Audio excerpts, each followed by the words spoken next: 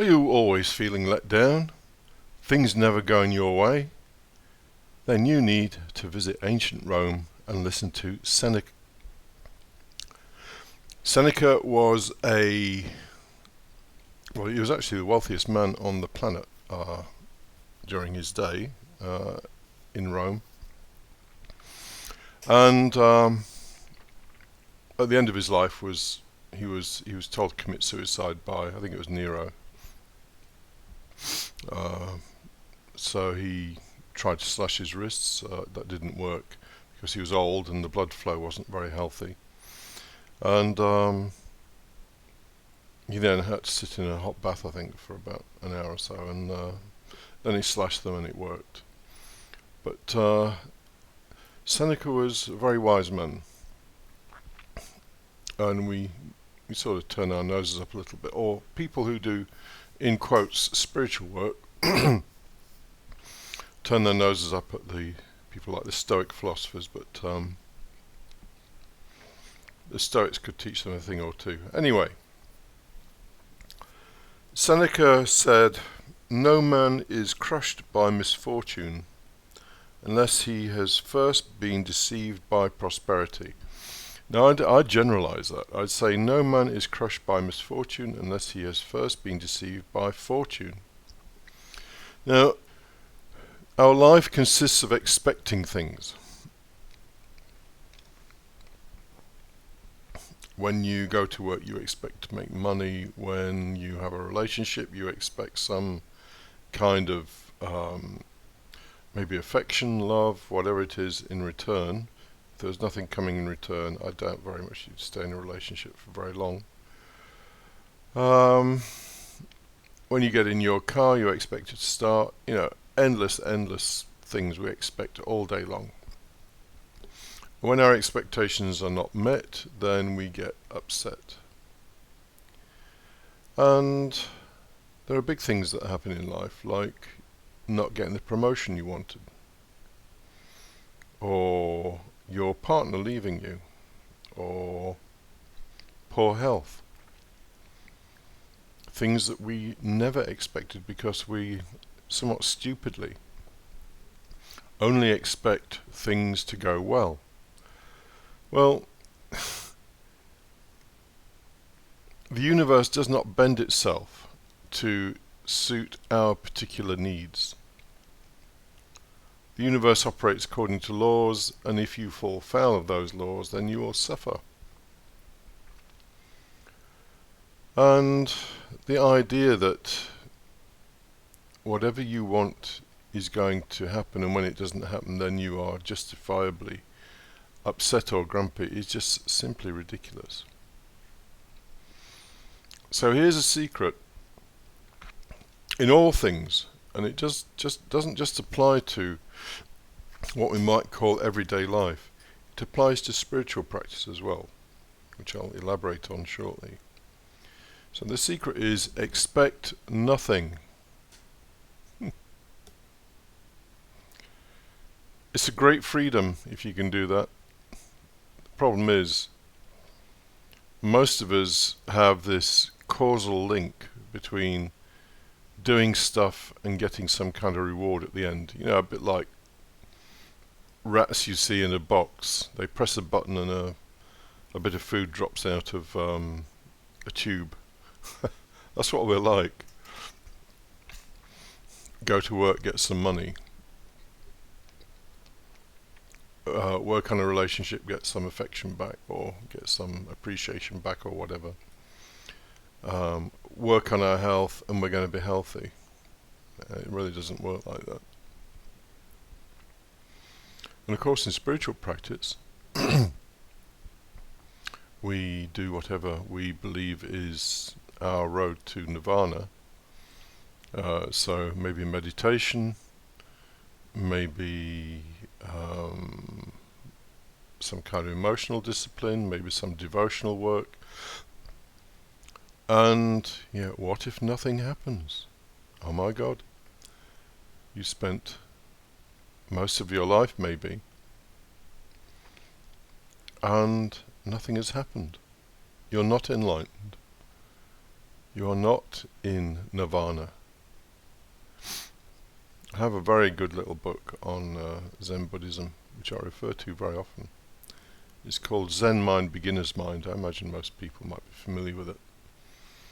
And one of the pieces of advice he gives to people who practice meditation is that they should not sit there and expect something to happen. It's ridiculous to do that, because all you are doing is polluting your effort. And in fact, I remember a conversation with Rena Hans, who was a lady who knew Gurdjieff.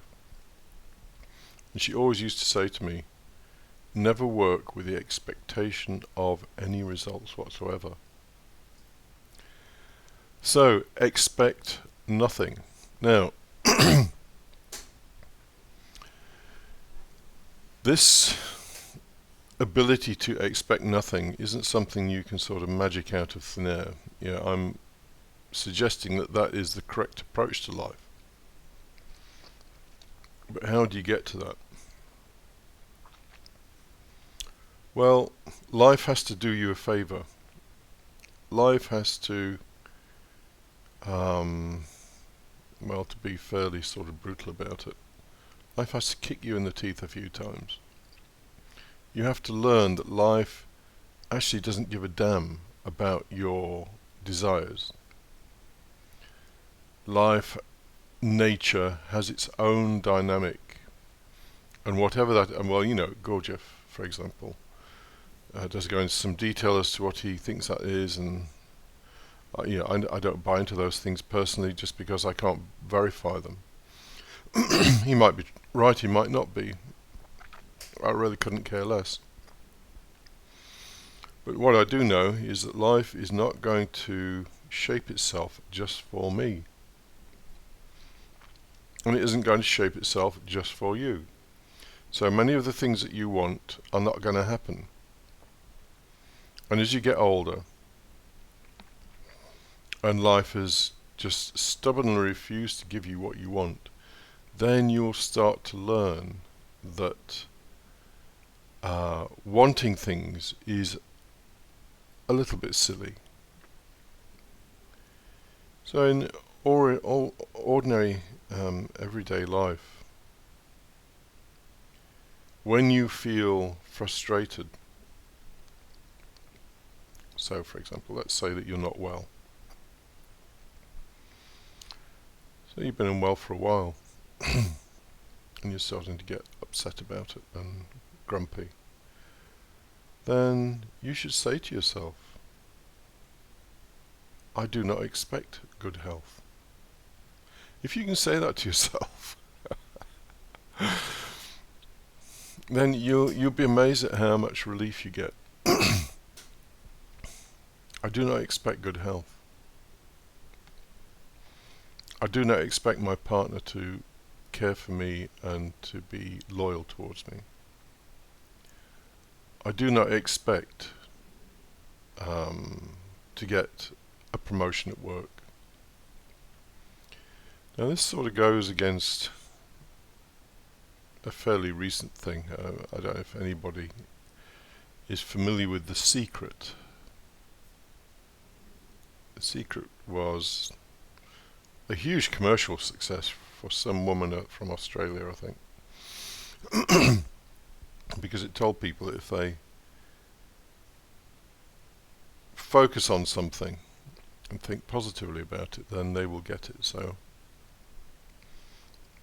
if you want to be wealthy, then you don't have to do any work. All you do is you think about it and imagine it and visualize it, and sure enough it will happen. I personally think this is a very, very cruel thing,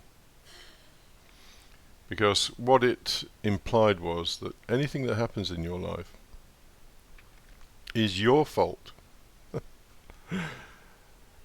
It's your fault that your health is poor, not the fact that the food we can buy these days is heavily polluted with all kinds of crap that we could really do without. If you haven't made $1 million by the time you're 30, it's your fault. Nothing to do with the fact that You need probably to come from a privileged background to achieve that. Not always, but usually. And so people go around blaming themselves for not being able to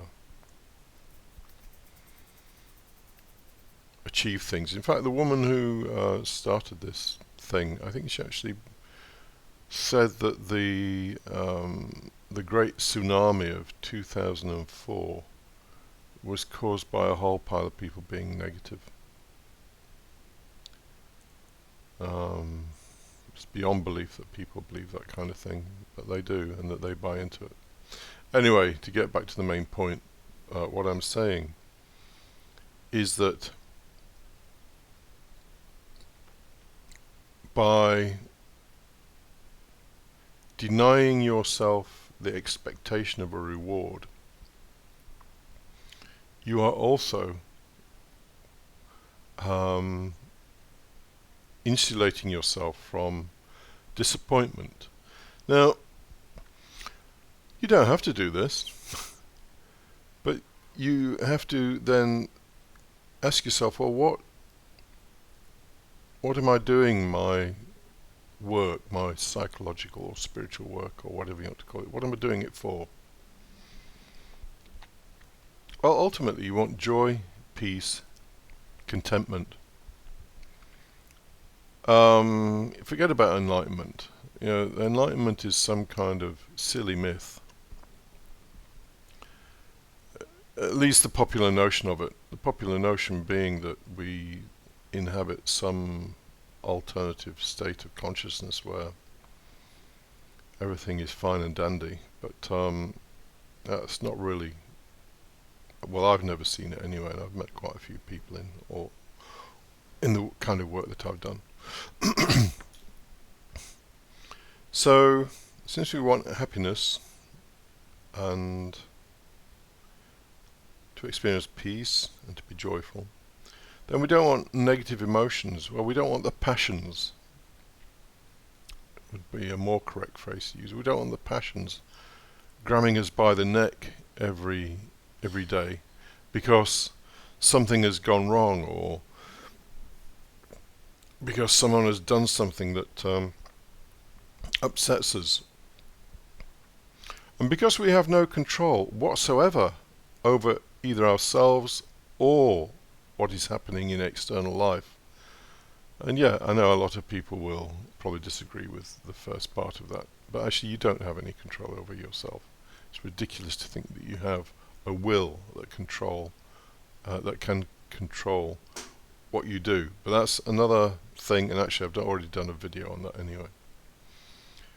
So since you have no control over these things, it's best to regard them as things that are not particularly important. So, your health, for example. You have no control over whether this time next week or tomorrow you might be struck down with some kind of illness that's quite debilitating and so on. If you can say to yourself, I don't want health, it doesn't affect me, then when poor health comes along, you're not going to be absolutely devastated as many people are. Now, I feel I should wind this up because I could go on for a long time about this. It goes against the grain, for example, to say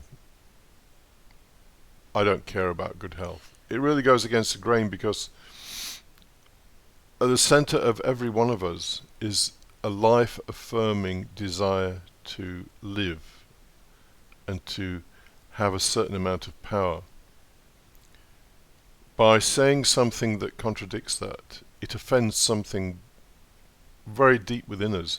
But this life-affirming thing that is within us does not work for our benefit. It works for the benefit of nature in general. And before I get myself into water that is too deep, I think I'll finish this.